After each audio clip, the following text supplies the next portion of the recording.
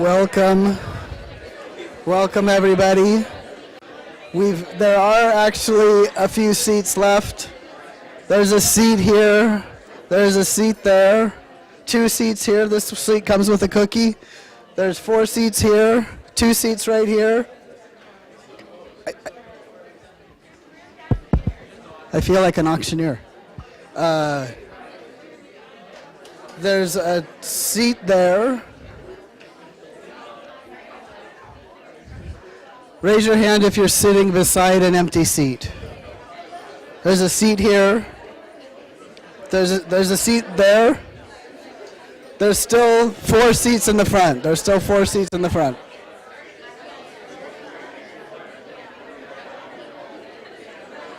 Okay, everybody take your places.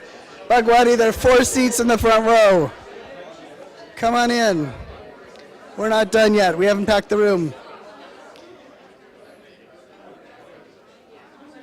Bhagwati, there are 4 seats in the front row. There's a seat here.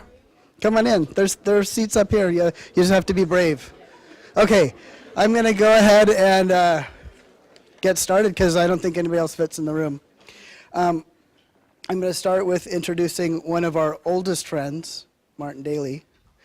Martin, who's a member of the Royal Society of Canada, was a member of our departments from 1978 until we finally threw him a retirement party in 2011. He was Margo Wilson's partner and collaborator, and it's thanks to Martin that we have the Margo Wilson Memorial Lecture Series.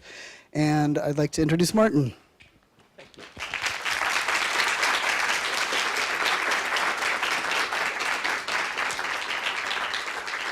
Thanks, Mel.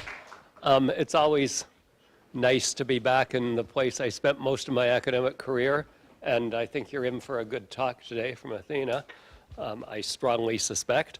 But I just wanted to say a few words about Margo. Each year, there are fewer people who knew her in the audience, but Margo Wilson should be a well-known and rather inspiring figure, I think, to many people, perhaps especially women in the modern environment. She was born to a single mother and grew up in the Northwest Territories. That's Margo as a kid with one of her sled dogs. That's not actually a joke, believe it or not. About 100 kilometers north of the Arctic Circle, where she went to primary school in a one-room schoolhouse and was the only non-Aboriginal student in that schoolhouse and mocked by the majority for dressing funny and so on.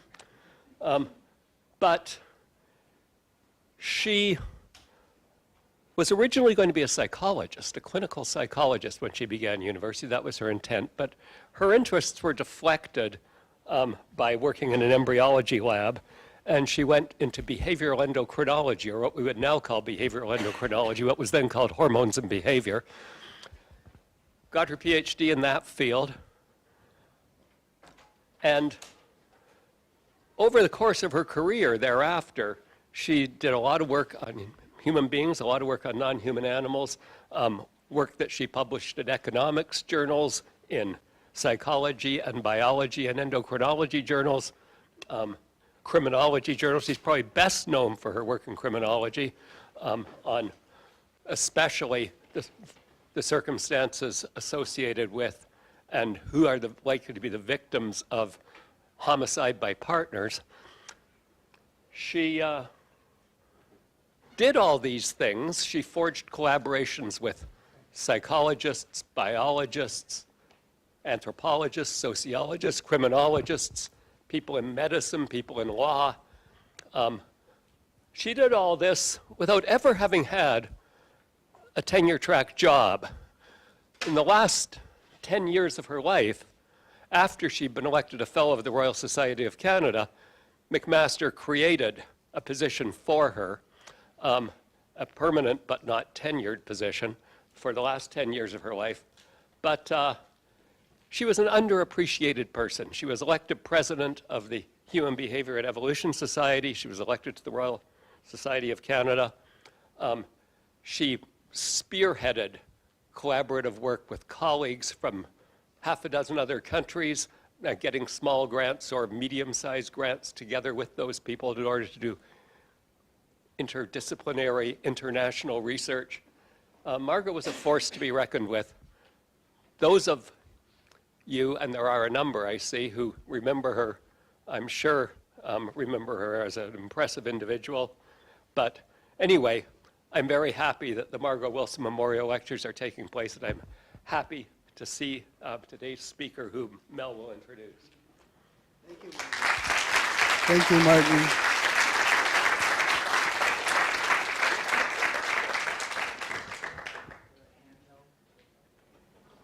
Okay, so next I'm going to introduce our speaker for the day, Athena Aktipis. I've known Athena since she was a teenager. I had the pleasure of teaching her as an undergraduate at Reed College in Portland, Oregon. She's now an associate professor in the Department of Psychology at Arizona State University and the director of the Interdisciplinary Cooperation Initiative. She's an evolutionary psychologist and has an extremely interdisciplinary outlook. She has both theoretical and experimental interests, and she also has a podcast about zombies.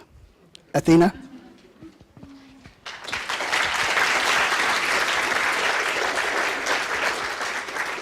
Thank you so much, Mel, and thank you all for having me here.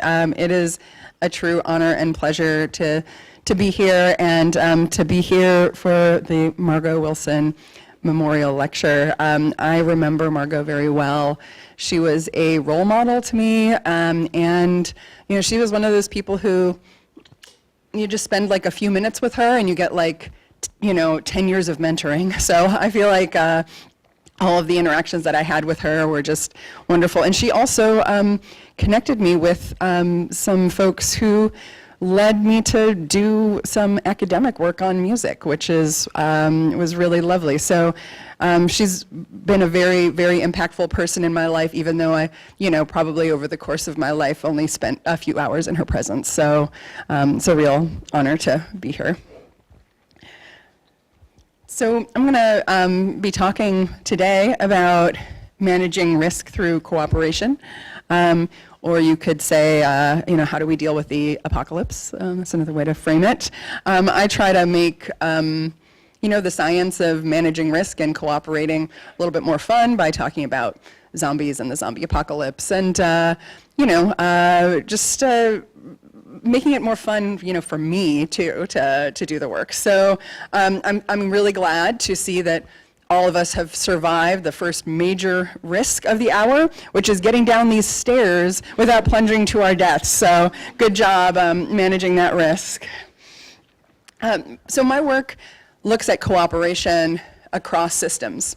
And I like to try to find what are the general principles that govern cooperation, and how can we sort of learn from one system to understand another. So I look at everything from, how do humans scale up cooperation as we go from sort of smaller scale interactions in dyads or in groups to, regional interactions to global interactions and global dilemmas.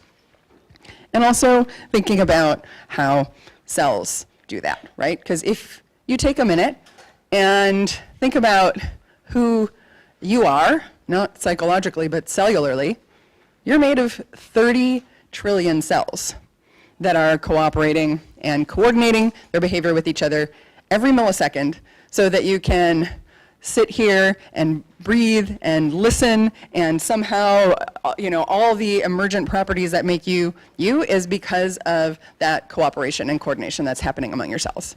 And yet, we really don't know very much about how those mechanisms work. And I work on the evolution of cancer, sort of looking at it as a cheater in cellular cooperation. And so that's been a lot of my work over the last decade and a half has been looking at cancer. But today I'm really going to focus on the human side of things. And we can look at sort of some general principles that happen as you get larger groups. It can be more of a challenge to detect and suppress cheating, right? As that you have more individuals, it's potentially easier to be anonymous as groups get larger, harder to do monitoring. But there are also a lot of good reasons to have larger groups, because you can do things like divide labor, get the benefits of having economies of scale, producing public goods that everybody can benefit from, and also managing risk more effectively as you have a larger group. So my work is really in, I'd say, 4 areas. One is the Human Generosity Project, which I'll talk to you guys about today. And then looking at cancer as a breakdown of multicellular cooperation, and sort of looking at how multi-level selection dynamics also can help us understand cancer, because you have evolution on the organism level for cancer suppression, which you can think of as, you know, organism level evolution for cheater detection mechanisms and cooperation maintenance regulations. And then on the cellular level, you have the evolution of cells that sort of take advantage of the system. I also have a project looking at kombucha as multi-species cooperation. Any kombucha fans in the audience? Yeah, I started making kombucha because I was like addicted to it and it was so expensive. So I started making it in my kitchen, and I would come home from work and like sit on the counter. Sometimes I would like stare at it, and it was like bubbling and things were moving, and there's like different stuff up on the top and on the bottom. I'm like, who are you? What is this? And so I was like, oh, let me like see what I can find if I like do a search on Google Scholar. So I like started searching around, and turned out there was very little work on kombucha, let alone what kinds of interactions are happening among the species in it. So we actually have a wet lab where we are growing kombucha and messing with various aspects of it to see if we can disrupt the cooperation. And we're finding some really cool things. I'll give you just like one little tidbit from it that I love, which is it turns out that if you add sort of foreign microbes into the kombucha, so we're swabbing people's hands at this like citizen science event, and then we put it in the kombucha and we let it grow, that you get like a really thick SCOBY. You know the SCOBY that's on top? It's like this biofilm. It's thicker if you put more like junk in there. So we think that there's something like almost like a collective immune system that's happening with these species, that it's like, you know, trying to like sort of block it so that it's harder for things to get in. So just a little tidbit. It's like, you know, work in progress, but it's super fun, and it's really easy to grow kombucha. So if you are intrigued about multi-species cooperation, I can highly recommend kombucha as a model system for studying that. And then I've got the sort of, you know, genetic conflict in human behavior. You could also sort of think of it as like using Dawkins' idea of the extended phenotype, you know, this notion that organisms evolved not just to affect their own physiology, but also to affect the world, right? So the classic example of like a beaver that is making a dam, where the dam is part of the extended phenotype, but you can also have organisms that evolve to manipulate other organisms to do their bidding for them, right? So, and then that's where you get into like actual biological real zombies, which is one of my passions. I think it's really fun. I'm just looking at all these, you know, crazy ways that organisms can take each other over. So, so those are kind of the main areas that I work in. And the last one, you know, have some empirical work in that, but a lot of it is also sort of science communication stuff, you know, like framing some of the basics of evolutionary biology in terms of zombies to make it fun and more accessible. So this is sort of like my, you know, where I started with my research, but to be perfectly honest, my whole like journey into evolution and behavior really began with Mel when I was an undergrad at Reed. I remember I was already kind of obsessed with evolutionary psychology when I got to college, because I was just like a total nerd, really. And I saw there was an evolutionary psychology class, but it was only an upper level class. So I was like, okay, I'm gonna go and talk to the professor. So I like go to Mel's office, and Mel was a little bit skeptical, right? Because I'm just like a freshman who's like really excited about evolutionary psychology. So I had to like try out. I had to try out for the class, and thankfully I made it. So I'm standing here today. Who knows what would have happened if Mel would have been like, get out of here, freshman, you know? So I started reading a lot of the primary literature as an undergrad, and then taught myself how to do agent-based modeling, how to program models, because I really wanted to explore what would be viable or not in terms of like strategies in the prisoner's dilemma. And then this actually ended up turning into what was my dissertation at UPenn, and looking at agent-based models of the evolution of cooperation via partner choice. So this is like a screenshot where you can see like it's kind of starts with like all defectors, they're moving around, there's not a lot of groups, and then after some amount of time you end up with like sort of greater stability and groups. And let's see, do I have, yeah, so this is basically a very simple mechanism. This is what I did my dissertation on, the walk-away strategy, where essentially you cooperate all the time, but you just leave if your partner defects, or you leave if you're in a group, you leave if the level of cooperation goes below a certain threshold. So you get these sort of, decentrally driven dynamics where groups that are more cooperative are more stable, and groups that have more defectors have more turnover because the individuals within them are leaving. And that leads to this pattern over time that selects for cooperation because cooperators are preferentially interacting with each other. It's a basic like positive assortment kind of story, but you get it very simply with this decentralized movement rule.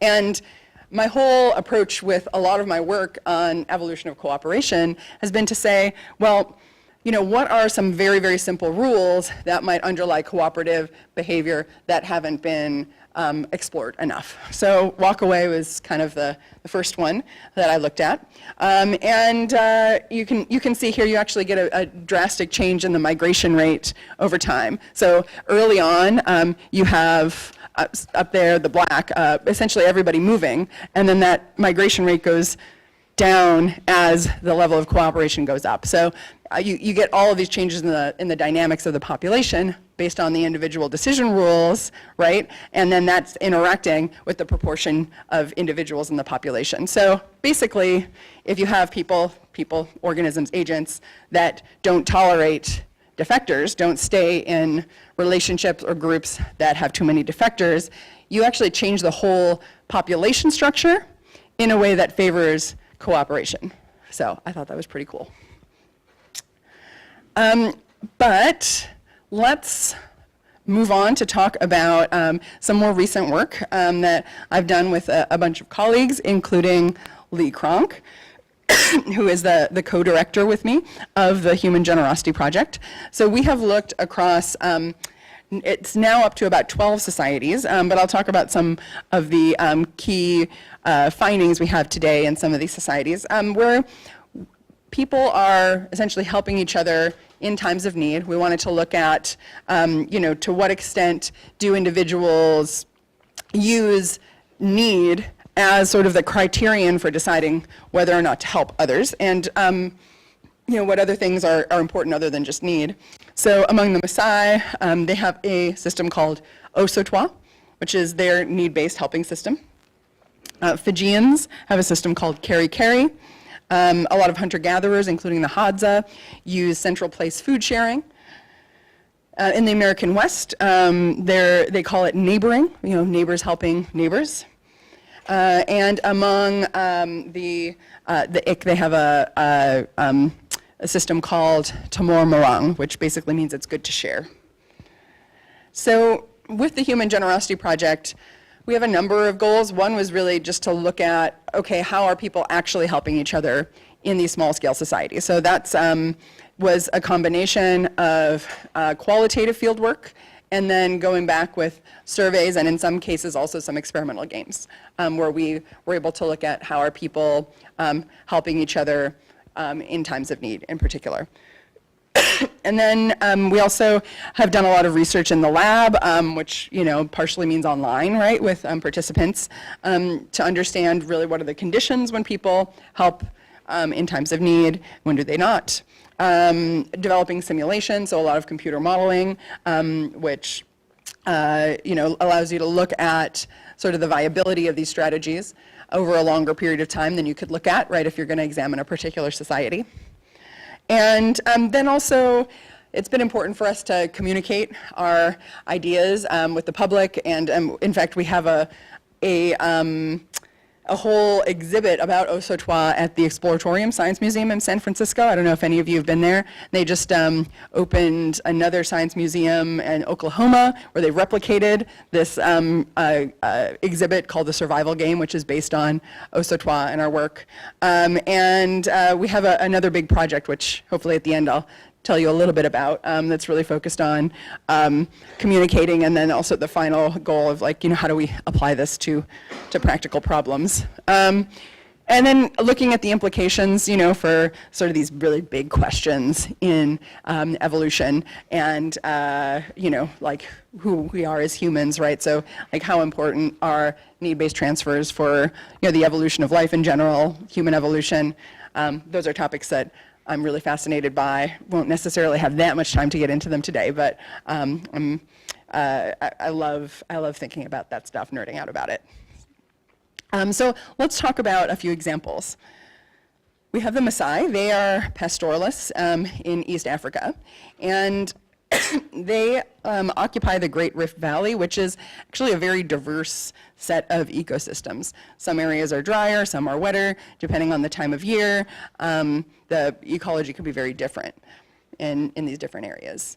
And at least ideally, Maasai are relying on their herds for their sustenance, and they'll consume the milk and blood and meat, and because they're relying on these herds, they experience potentially some shocks if there's variation in the growth of their herds, if there's deaths because of disease or injury or drought, and at least historically, theft was an issue. So that's kind of the background upon which this au sautoir system developed. And what is au sautoir? Well, it is extremely simple set of rules. Basically, you ask only if you're in genuine need, and you give if you are asked, and you're able to give without going below what you need to sustain yourself. So super, super simple. It actually means, in Ma, umbilical cord. So there is this sort of kin terminology already being used, right, to describe this helping behavior, right, that of a parent sort of investing in offspring. And one thing that's really important about au sautoir is that there is no expectation of return. There's no expectation of paying back. And this is something that it can be really hard to wrap your mind around, especially if you kind of, academically grew up on prisoner's dilemma and all of that, right? Because it's well, how can you get cooperation if it's just given and you don't get anything back for it? And we'll get into that. But first I want to convince you that this is really the case with the Maasai. And the reason that we know it's really the case with the Maasai is not just because they say that, but because they also have a different system called Sile, which is for transfers that involve debt. So if I asked for your help as an au sautoir partner, it would not incur debt. But if I asked for your help within the Sile system, then I would owe you. So they're differentiating here. So it's not that they have no concept of debt. It's just that au sautoir is not a type of transfer that generates debt. So my colleagues and I, we created this model and parameterized it based on the best data that we had from a book called Having Herds, and that kind of told us about average herd sizes and what's sort of needed to sustain a family, et cetera. And then we were able to look at the consequences of sort of varying the rules and seeing how that affects herd survival. So this was our very first model, and essentially what we found is that not only do you have higher survival with au sautoir, but you have a much higher correlation of the outcomes for the two partners than with probabilistic strategies they're yoked to the same likelihood of asking, the same amount that you're asking for and giving, but they're just not using the au sautoir rules. So there's something about this au sautoir that gives you both higher survival and higher correlation in the outcomes for individuals. Now, That wasn't enough, right? We wanted to get into it a little more, looking at, well, how do need-based transfer rules perform in comparison to debt-based rules, right? Like, okay, I'll give this to you, but then I expect you to pay me back. And I have to say, before we even got to the point of coding the model and getting data, we learned a lot, because it turns out that if you tried to take sort of this idea, you know, kind of from like the tit-for-tat literature of like reciprocity and payback, and you try to like overlay that onto something that's ecologically realistic, that all of a sudden you're like, well, how would that actually work? How long do you wait if there's not like just, you know, specifically defined time periods? You know, how do you decide how much you pay back? Like there's so many things that were just like incompletely specified, basically, if you just say reciprocity and payback. So we had to kind of, you know, make a lot of what we thought were reasonable assumptions, sort of about default parameters, and then we did a lot of, you know, testing, you know, varying those parameters, sensitivity analysis, and all that stuff is in the paper. If you know, want to look in there and you know, see like how it performs in the whole strategy space. But the general finding is that basically with the need-based transfers, you get higher survival than with the debt-based or no transfers. And you get, again, this sort of like high correlation of outcomes between the two partners for need-based transfers, including this sort of very long tail of survival. But with debt-based, you get some pooling of risk, right? The individuals are having outcomes that are correlated with each other more than they would if they weren't transferring resources. So you get some risk pooling, basically, with the debt-based system. One cool thing that came out of this, we just looked at, you know, what are the Gini coefficients that emerge from this, and we found that basically with no transfers, you know, you have more inequality of wealth than with debt-based transfers, but you have, you know, even less inequality, even more equality of wealth with the need-based transfers. And the number for the Gini coefficient for need-based transfers is like eerily close to the numbers for small-scale societies that Bergerhoff-Mulder has looked at. So we're like, huh, that's like weird that it's like so close. So I don't have that comparison up here, but it was kind of striking, actually. So at least as like a kind of check of general validity of these models, it seems like it's mapping on to you know, some things in reality. So oftentimes people want to know, well, how does the need-based strategy do if it's playing with a partner that is using a debt-based strategy, right? So can basically a debt-based strategy do better than a need-based strategy, or vice versa? And what's kind of interesting is that if you run this and you have need-based players playing with debt-based players, two need-based players will do quite well together with an average survival of 30 rounds. Two debt-based players will do okay with 25, sort of being the average. Now, if you have a debt-based player and a need-based player, you have a situation where the debt-based player does better than the need-based player within the interaction, but both would still do better if they engaged in need-based. And so this is equivalent to a stag hunt game, for those of you who are familiar with general game theory. So it's essentially, if both partners are playing need-based, they should stay there. If both partners are playing debt-based, then either one takes a risk by moving from that strategy unless they can coordinate together and be like, yes, now we're going to both switch, right? So it's also called a coordination game. So that's what happens when you mix it up with the strategies.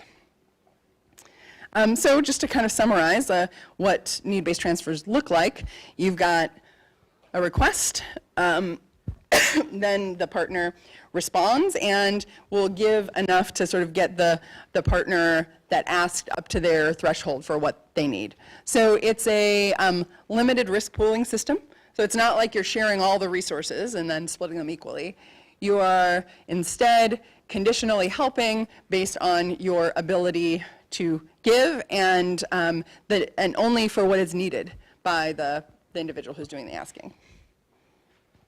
So what this means is that need-based transfers can kind of function as like a decentralized insurance system that helps to limit catastrophic losses for all of the individuals who are participating in it.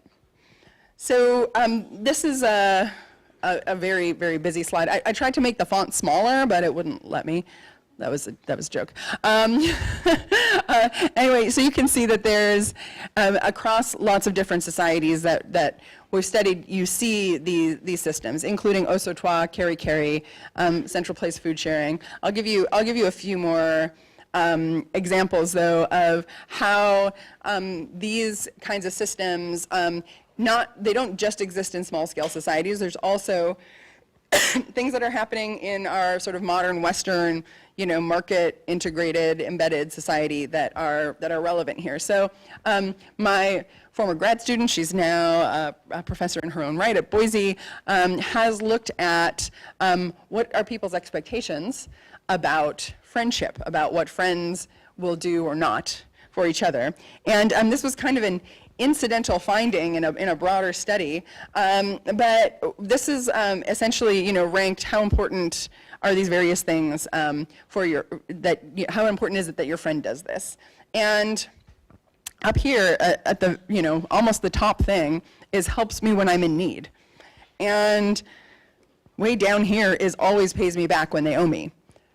So it seems like at least our assumptions and expectations about friendship map onto need-based transfer relationships more so than a sort of, debt credit-based kind of dynamic. Now, we were able to do some great research with ranchers in the Southwest, in southern Arizona and New Mexico near the border, and look at how the unpredictability of needs affected people's expectations of being repaid. Because we were really interested in, well, why is it that sometimes people are engaging in helping using a sort of debt-based, I'll pay you back kind of mode, and other times using more, well, you needed it and I had it, so I'm just giving it to you, like, don't worry about it kind of mode. So we had a survey where we got some basic demographics, and then the important piece here is that we had people rank 10 different types of work, or you could say potential needs, on a scale of how predictable or unpredictable they were. And then we also had them rank how much people expected to get something in return for that help. And then we also had some other questions sort of about, what was going on among ranches in terms of helping. And what we found is that this arrow should just kind of go up here, actually. More predictable things over here, less predictable things down here. That as the needs became more predictable, right? It's like, oh, I know on this day I'm shipping or branding, or I have to gather up my cows. Like, those are things you can plan. They're predictable. People would expect that, well, if I help you, then when I need to do it, you're going to help me. Versus down here, if there was an injury or a death, an illness in the family, things that you really couldn't predict, then people gave help without expecting to get something back. And Diego, my former grad student, he's actually now at the University of Arizona in Tucson on a presidential postdoc, but he replicated this with an online sample of people who are sort of more urban living, and asked about these various needs and people's expectation of repayment. And so these needs are ranked from least predictable to most predictable.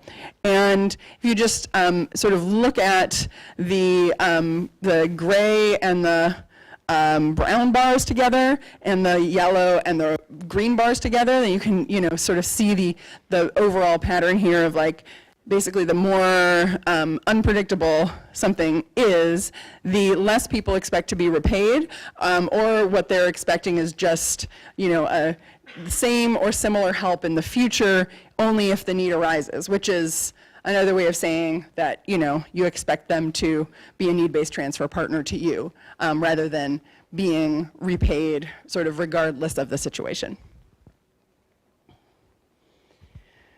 Another finding that we have from looking at the in the lab is we had people essentially play play a game where they were managing resources, and then we had them read some framing text about au sautoir, or about the need-based transfer sort of neighboring system that ranchers use. And then we gave them an opportunity to ask for help from each other if they were in need because their stocks went down. And what we found is that with this need-based transfer framing, regardless of whether it was the au sautoir or the rancher framing, that people who were in those conditions gave more overall. They made larger requests when they made requests. The individuals who were giving were doing it more unconditionally, so not based on the previous interactions. And there was also more unconditional asking in the sense of, I was asking for help when you hadn't given me something before. And there was also less matching of amounts given and received. So what this suggested to us is that, if you kind of give people a frame, like a cultural frame, and say, hey, this is how people do things, even if you're not saying do it like this, right? You're just like, oh, this is what people do, that it's kind of easy maybe for our brains to snap into this different way of functioning, right? That you're basically getting this social and cultural information, and then you're able to kind of like say, oh, okay, now we're gonna kind of operate in this different mode. So we're going to take just a little aside to nerd out about need-based transfers across life, because I think this is super cool.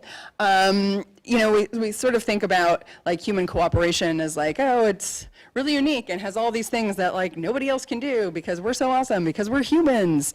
But it turns out that there are a lot of need-based transfer things that are happening in other systems. So some of you might have heard about vampire bats that share blood with each other, and there's sort of been a lot of controversy about like, oh, are they, actually, is it reciprocity? Is it, are they preferentially sharing with kin? And people, love to argue about what's, actually going on in these studies, and now there's actually a lot of more research going on vampire bats, but in the sort of very original paper that was done looking at this, you know what the biggest predictor was of one bat helping another bat?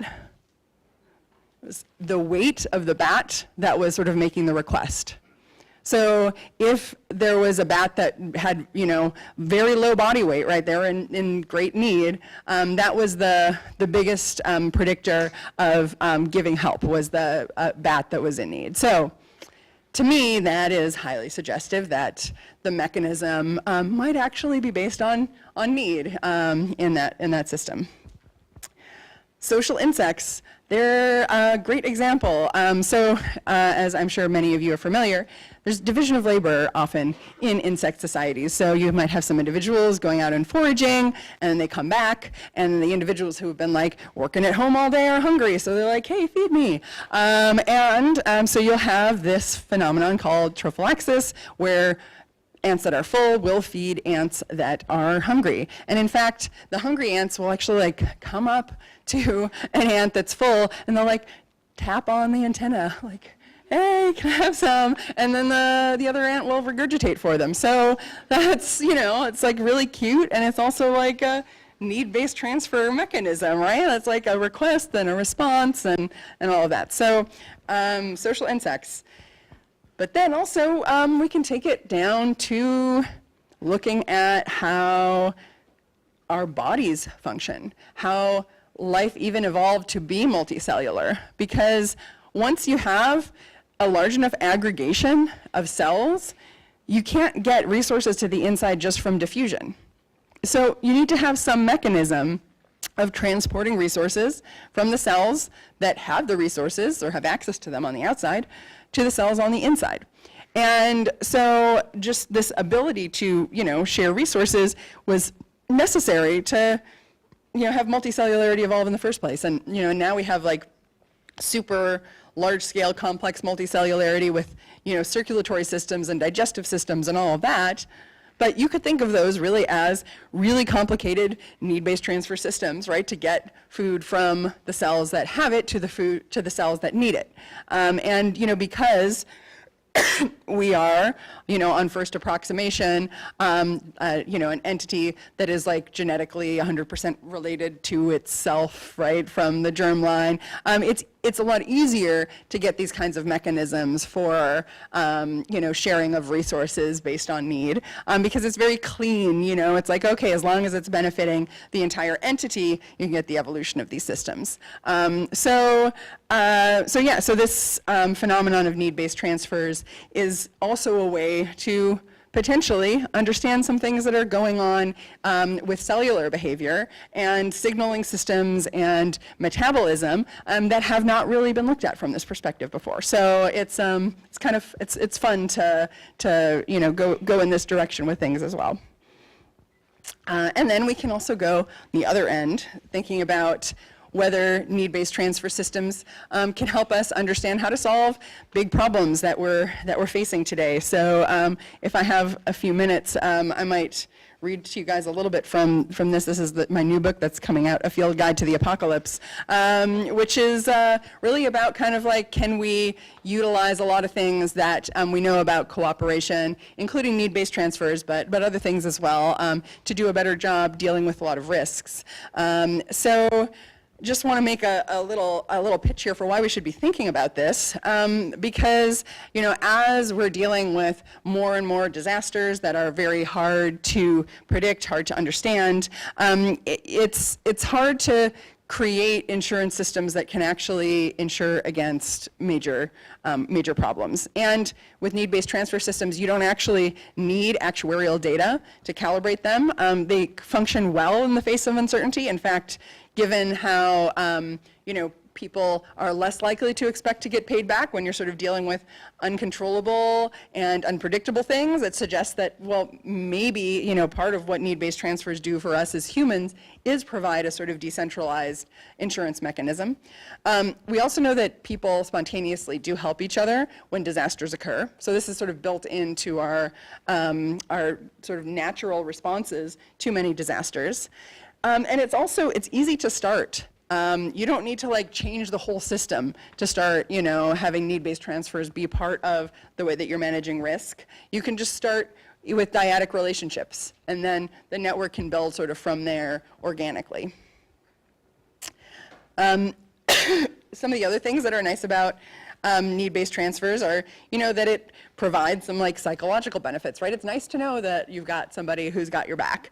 And also because it's based on relationships, that can make it easier to monitor. But we have to remember, if we're kind of taking a sort of economic and sort of evolutionary perspective here, it's actually costly in terms of time and energy to maintain relationships, right? So it might mean that you don't have as many individuals who you can interact with in terms of sharing resources and responding to each other if you are investing a lot in those relationships. So I think that there's also some cool ways that we can think about hybrid systems. So can we actually make systems where they use some account keeping principles and then some need-based principles? And there's actually some cool examples. I don't know if anybody has ever been, has anybody had a travel disaster recently? Is that everybody in the audience? Because yeah, right, airline travel is horrible right now. But the airline industry, they have some tricks up their sleeves for dealing with disasters. They have this seat exchange system where basically if one airline, say United, has a plane that has an unexpected technical problem and it's downed, they might rebook you on a different airline, right? And they have contracts with other airlines that specify the conditions under which they will sell seats to each other, and they actually sell those seats way below the market rate in those particular circumstances where unexpected things have arisen. And so that's pretty interesting because it's a arrangement that airline industries have come to themselves and created contracts around doing it that is kind of a hybrid of account keeping and need-based, right? Because it's it only happens in these specific conditions where there's uncontrollable need, and there is some market transaction that occurs, but it's much below what the market rate would be. Another example is the Chedier banking system, which was an interbank lending mechanism where banks would actually help each other and lend funds at a lower rate than market rate. So there's some examples, right, of these that have occurred in history. So what do we do? Well, I think that in general, if we're going to deal with a lot of the, crazy problems that we have today, we need to, actually figure out how to leverage what we know about cooperation to make solid interdisciplinary teams and to be able to really leverage not just science but also sort of humanities and medicine and many other disciplines so that we can do a much better job of kind of like taking into account all of the different elements that go into sort of generating the challenges that we have today, because we need to take those into account if we're going to solve them. And so, yeah, I guess some people are like, are you an optimist or are you like a pessimist about the future? And I'm like, well, not really, can't really put me in either category, because I think like, yeah, things are kind of messed up, but also we have a lot of abilities as humans that we are not yet fully leveraging to solve problems. And so I think that there's a lot we can do to manage risk more effectively. And I'm gonna just jump ahead and not do this stuff here because we don't really have time. I want to just mention real briefly that we have a great new project which is about looking at how collectives effectively manage risk across life, and then using that to create better systems for humans to manage risk. And so here are some examples of like things that happen across the tree of life for managing risk that we're looking at. So the first one is these need-based transfers, which I've been talking to you guys about for this whole time basically. And then there's also staying close together. So we're calling this the aggregation heuristic. So this is another way that many organisms manage risk, is kind of by grouping together. In social insect societies, there's actually mechanisms for sort of dampening misinformation about risks. Like they basically have these decision rules for whether they propagate or don't propagate alarm calls that allow for dampening of misinformation. So we're looking at, well, how could we apply these to the information landscape that we're dealing with, where there's a lot of communication about things that might be risks and miscommunication as well. And then, of course, there's sort of like limiting the capacity of cheaters to undermine things. And so that is, that's sort of the general, those are a lot of the like rules of life that we're looking at. And then we're doing a number of cool things, including workshops with policymakers, and also looking at the effectiveness of stories, narratives, both true narratives and fictional narratives. We're creating some app-based games and participatory simulations, which is super fun. And then we're doing more with the Exploratorium in San Francisco to sort of create like walkthroughs about risk management for the general public to engage and learn. So, and then, yeah, I mentioned this book, A Field Guide to the Apocalypse. If you want to take a look, I'll just have it up here. You can come and check it out. It is really just a fun way of like talking about a lot of the science that's behind like how we deal with stress in the world, how we can deal with our own challenges better given all the stresses of the world. The chapters are: number 1, the apocalypse is upon us and it's okay. Then your brain on the apocalypse, how to make friends in the apocalypse, how to survive the big one, and how to thrive in the apocalypse. So you can learn a lot about all sorts of evolutionary biology topics in here, including like, alloparenting and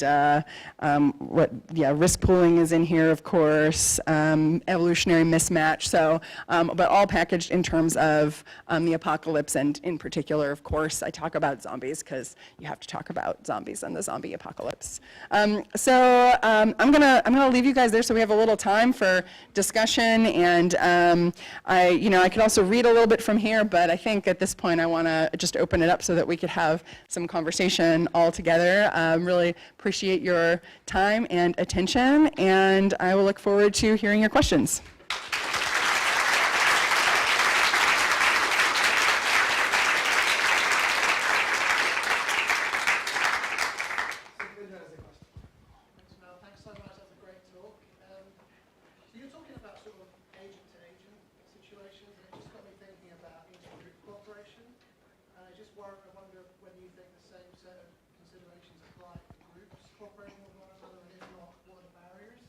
That's a great question. I think that there are situations where it doesn't apply at all, but then there are situations where it does. And so I didn't really go into this, but but Fijians, they have this norm of sharing called carry-carry. They help each other in times of need, but sometimes they will have a disaster that affects the whole village. And in that case, they will ask neighboring villages for help. And so essentially what they've done is sort of like shifted the kind of dyadic, what's usually a dyadic relationship, to the village level. And in fact, within the villages, everyone helps each other. And they don't have like very, clearly defined, like, oh, you're the person who helps me and I help you. It's much more set-based. But then the relationships among villages are more dyadic-based. So we think that part of what was going on there, or what's likely to be going on there, is that there's almost sort of like a scaling of the level of like, well, where do we actually need to manage the risk? It's not as much specifically within villages, it's more between villages. And one other cool like parallel example, I don't think I have anything in here about this, but we looked a little bit at sister cities for a while, just qualitatively, because we were interested in that as a phenomenon. So for those of you who don't know, like sister cities programs are basically relationships that cities will have with other cities around the globe where there's educational and cultural exchange. So young people will sometimes travel from one to the other, sometimes like the, people who are in charge of the town or city will go to the other place, and they sort of, build this relationship based on education and cultural exchange. There's nothing in there that has to do with like helping in times of need, right? It's not part of it. It's just educational and cultural exchange. But when disasters do happen, it is a pattern that arises again and again, that the sister cities will like have a fundraiser. They'll send people to go. So they're just having this sister city relationship seems to be enough that it's automatically triggering what is really a need-based helping desire, right? So I think that if you have the right kind of relationship among groups, then it can elicit this, right? I mean, that's what these two examples would suggest. But certainly an area that I think could be looked at in much greater depth, to really see, because could be a really effective way of managing some risks, right? To have relationships among groups like that. We'll take Paul and then Jim. Great talk. Thank you. Thank you. I'm still curious about this, and I realize you have some data for this, that people are saying when I give to somebody else on the basis of need, I really don't expect anything in return. There was this also category of people who said, I'm expecting help when I need it back. Yeah. But I'm still wondering if there's some implicit stuff that's going on, because wouldn't it really, sorry, my language, piss somebody off if I gave something to you when you needed help, and then and I know you didn't return that favor when I'm somewhere down the line and need help, and I know that you have that capacity. Wouldn't that irritate you? Yeah. So that's really a violation of the need-based transfer rules, right? So if you help me, or if I help you and then you don't help me in times of need. So, and that can happen, and that, and we've looked at that some in the context of, if you have people who are, playing online and you can have them, play against a computer, right, and then look at how they respond to different kinds of, cheating. You can also make it so that resources are visible or not. And we find that if you make resources not visible, people are more likely to engage in need-based transfer cheating. So, Yeah. basically, isn't that an implicit type of reciprocity? So then it comes to like, how are you defining reciprocity? And in fact, we have a whole paper that is about this. There are I think on the order of 30-something different definitions of reciprocity out there. And there's a lack of clarity about what reciprocity really means.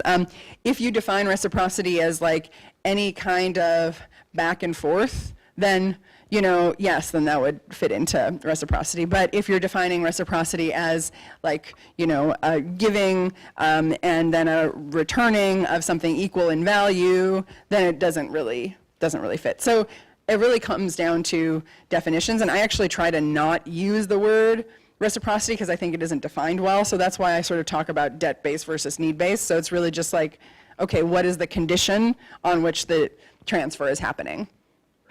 Yeah. Yeah. My question was quite similar in a way.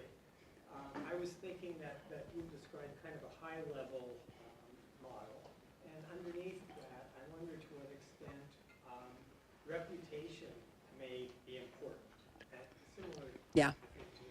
Yeah, absolutely. And, people report, so we've like asked, we've asked people, Maasai in particular, about, well, what would happen if somebody was, always like asking for help and they never were able to help anyone else and they were just kind of like not taking care of themselves and their own lives. And in fact, one of the things I didn't mention is that within the Osotois system, you're expected to act with restraint, respect, and responsibility. And if you're not doing those things, then it's considered that you're not really following the rules of Osotois.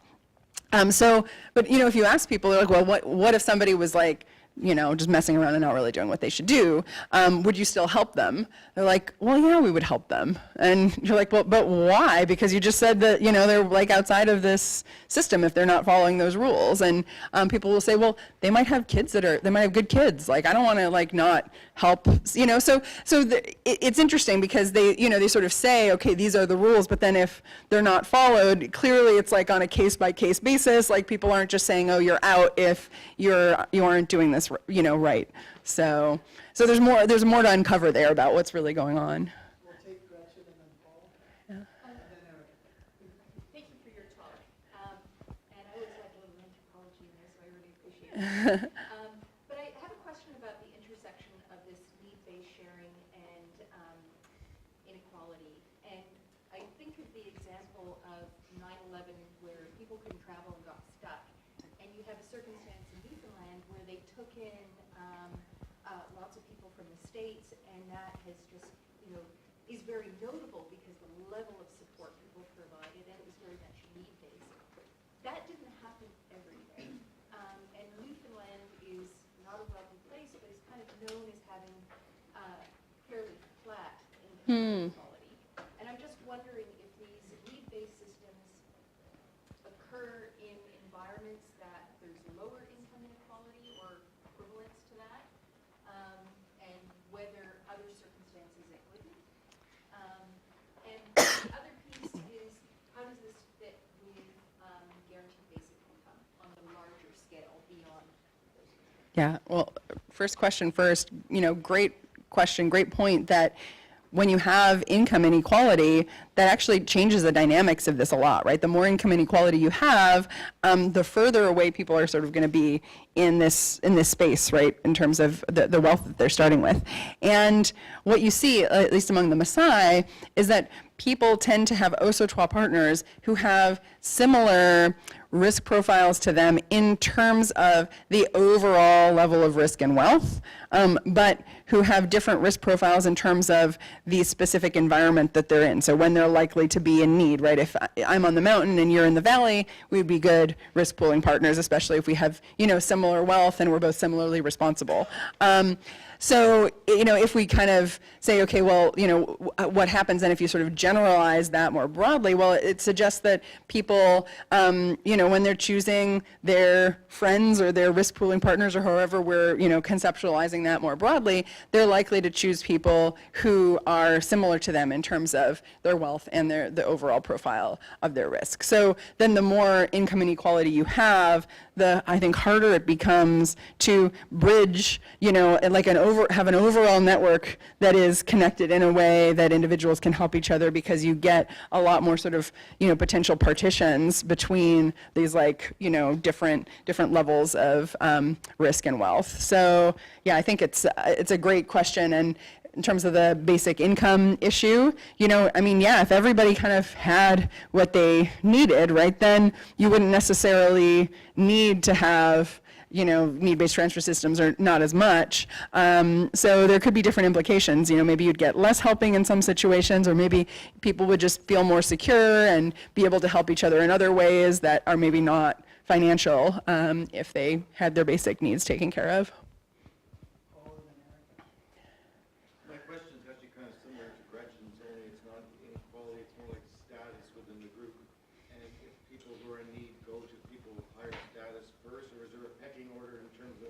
you set up these relationships or how they may change over time?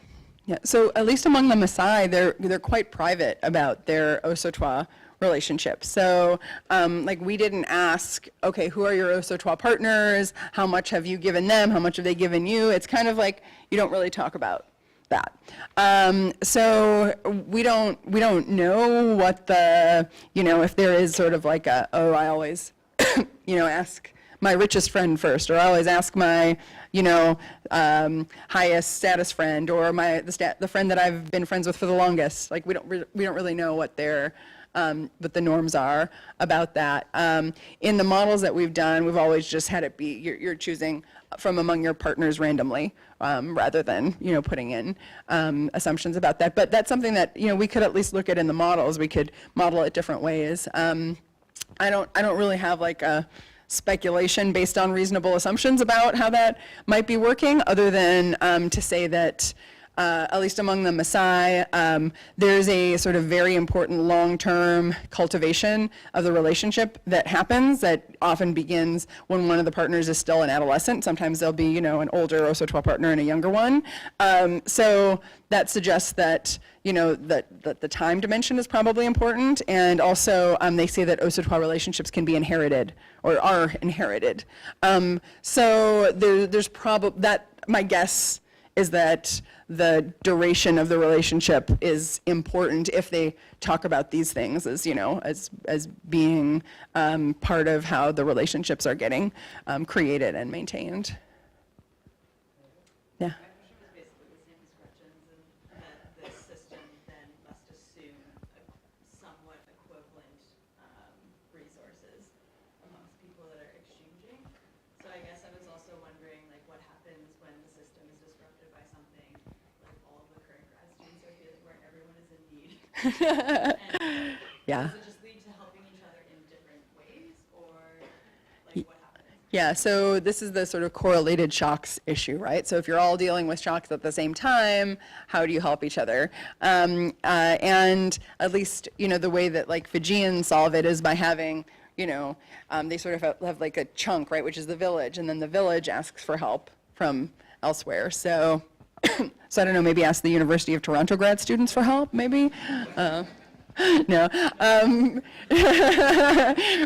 But to be a little more serious too, there's another important point that is related here that you were sort of alluding to, which is that not only do you have to sort of like have a similar, or you don't have to have a similar resource, but people often, will associate in these risk pooling relationships with people who have similar levels of wealth.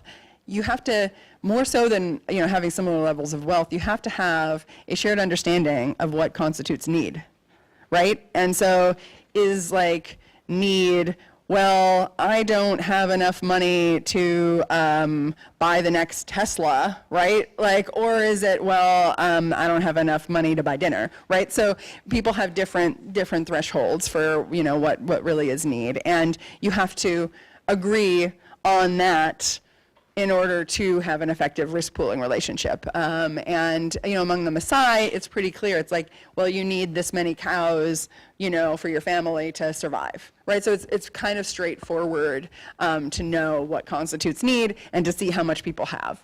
And if you don't know, how much people have, or it's unclear what constitutes need, then it's much harder for these systems to work. Any other questions? Thank you all.